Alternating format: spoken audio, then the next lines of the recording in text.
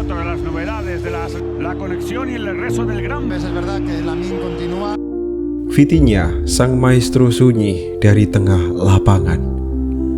Di era sepak bola yang riuh oleh statistik, selebrasi teatrikal, dan sorotan benderang pada para pencetak gol, terkadang kita lupa bahwa permainan ini adalah seni yang ditulis dalam ruang dan waktu. Di tengah hingar-bingar itu berjalan tenang seorang seniman, tidak menuntut panggung, tidak mengemis pujian, tapi mendefinisikan bagaimana sebuah tim bernafas. Vitor Machado Ferreira atau Vitinha adalah gelandang yang tidak berisik tapi nyaris tak tergantikan. Tahun 2025 menjadi saksi saat ia menjelma menjadi poros dunia, maestro yang mengatur orkestra dengan bisikan. Dalam dunia yang dikuasai oleh highlight dan headline, pemain seperti Vitinha kerap tersembunyi. Namun justru dari ketenangan itu muncul kekuatan paling stabil. Ia tidak melaju dengan ledakan, melainkan berjalan dengan arah. Ia tidak menguasai bola dengan kekerasan, tetapi dengan keintiman. Permainannya bukan sekedar tentang mengalirkan bola,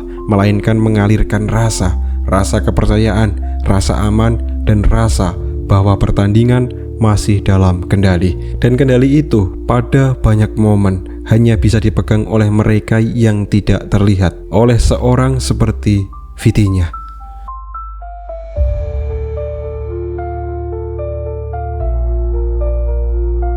Awal yang senyap, ketekunan yang tidak bersuara. Lahir di Santo Tirso, kota kecil di Portugal yang tidak menciptakan legenda, tetapi menanamkan rasa.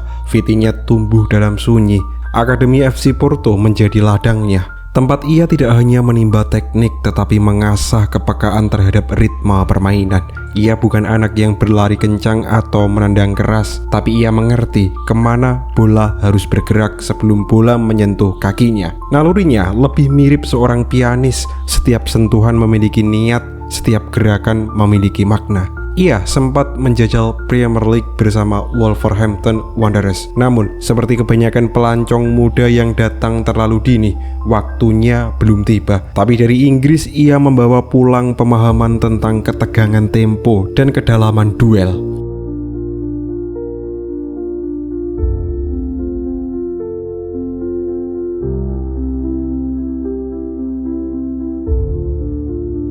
Kembali ke Porto, ia menata ulang dirinya, bukan sebagai prospek, tapi sebagai arsitek permainan.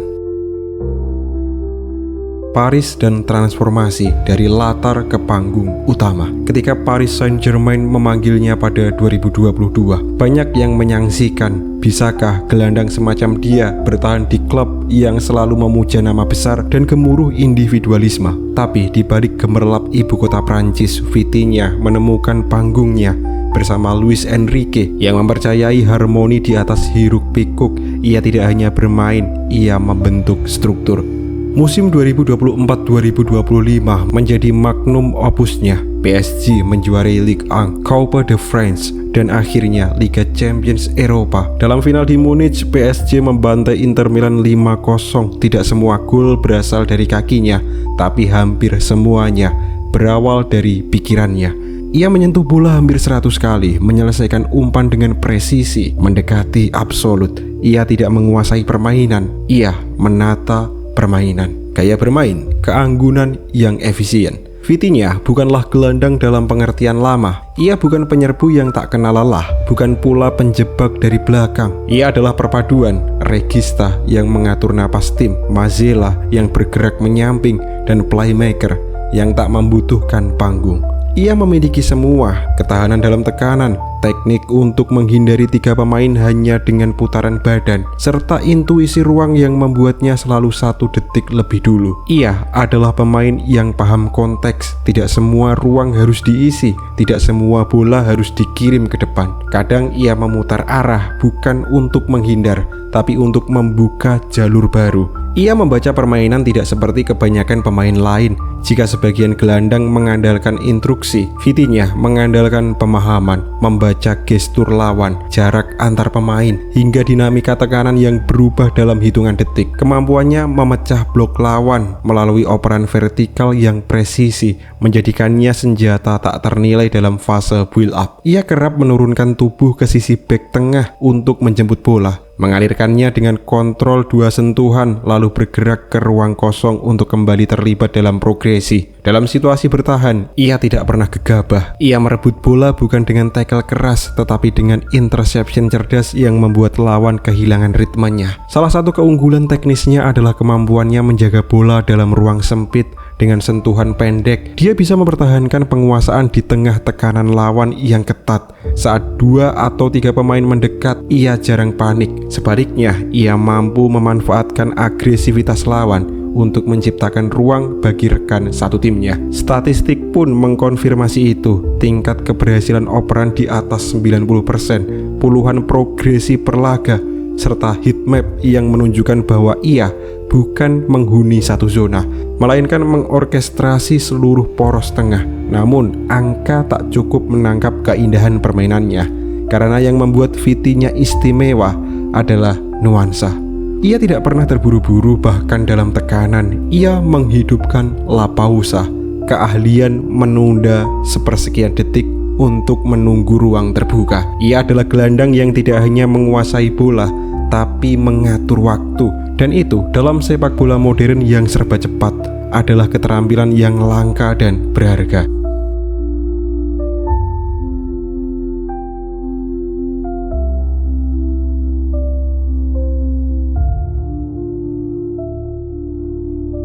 Di pelayanan negara, pilar yang tenang.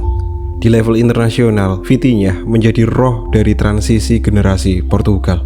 Dalam UEFA Nation League 2025, ia bukan sekedar pemain tengah, ia adalah fondasi struktur. Bermain dalam 6 pertandingan, mencatatkan 3 assist dan lebih dari itu, menghadirkan stabilitas dalam ruang paling dinamis di lapangan. Melawan Jerman di semifinal, ia menjadi penetral gelombang. Saat Spanyol mendominasi bola di final, Vitinha justru mendikte arah permainan dari balik layar. Tidak mencetak gol, tidak menjadi headline, tapi justru menjadi alasan mengapa Portugal tampil stabil dan akhirnya meraih trofi. Roberto Martinez, sang pelatih, menyebutnya sebagai arsitek dalam senyap. Ia tidak mengacaukan formasi lawan dengan kekuatan, tetapi membengkokkan ruang dengan logika. Ia menjadikan ketenangan sebagai senjata dan kesadaran sebagai kekuatan.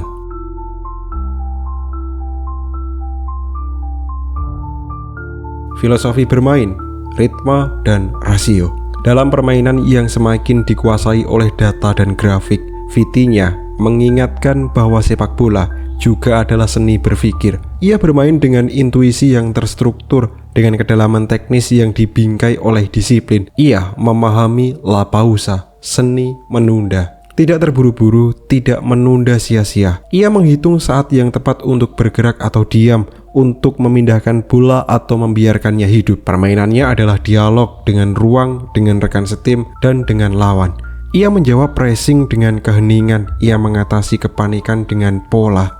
Di usia 25 tahun, Vitinha sudah menjadi pilar 2 kerajaan, PSG dan Portugal. Ia bukan sekedar pemain utama, tapi penentu arah sistem. Di tengah gempuran pemain muda berbakat dari seluruh penjuru dunia, ia menonjol bukan karena ledakan, tapi karena kestabilan.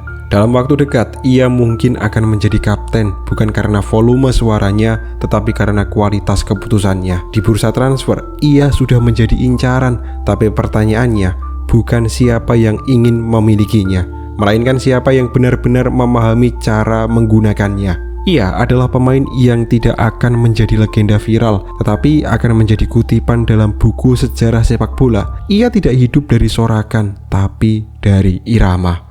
Vitinha bukan gelandang yang memburu panggung, tapi ia adalah alas di mana panggung berdiri. Ia bukan pencetak sejarah dalam 1 detik, tapi ia menulisnya dalam 90 menit. Dalam permainan yang semakin tergesa, ia adalah jeda yang paling bernilai. Ia tidak bermain untuk mengesankan, tetapi untuk mengatur. Ia tidak bersinar untuk memukau, tapi untuk menuntun. Dan dalam semua itu, ia telah menjelma bukan hanya sebagai pemain tengah, tetapi sebagai kesadaran sepak bola itu sendiri. Di dunia yang penuh kebisingan, Vitinha adalah keheningan yang menentukan.